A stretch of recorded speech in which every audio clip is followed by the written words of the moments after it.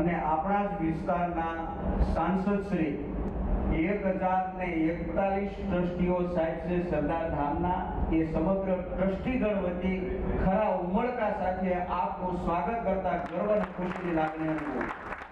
ગુજરાતનું સુશાસન ચલાવી રહેલા 6.5 કરોડની જનતાના પ્રતિનિધિ આપણા માનદ મુખ્યમંત્રી શ્રી ભૂપેન્દ્રભાઈ પટેલને પણ ટ્રસ્ટીગણ વતી ખૂબ હૃદયથી સાહેબને આવકારું છું.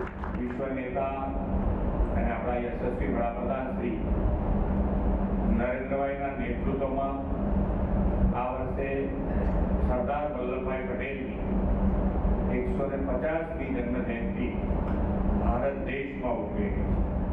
3000 દીકરીઓની એક સાથે રહેવાની જમવાની વ્યવસ્થા, 2000 દીકરીઓની એક સાથે રહેવાની જમવાની વ્યવસ્થા, 2 જુદા સંકુલ અને સંપૂર્ણ ભારતીય સંસ્કાર સાથે. અને હું તો ગંજીભાઈને ખરેખર અભિનંદન આપવા માંગુ છું. એમને સૂત્ર બનાવ્યું છે સમાજ નિર્માણથી રાષ્ટ્ર નિર્માણ. આ સેટ જો બધા સમાજો સ્વીકારી લે તો દેશમાં એકતા માટે કોઈએ કશું ના કરવું. સરદાર સાહેબનો 150મું વર્ષ છે. એ વર્ષની અંદર જ આટલો સુંદર પ્રકલ્પ તમે હાથમાં લીધો, પૂરો કર્યો અને મારા મત વિસ્તારમાં કર્યો.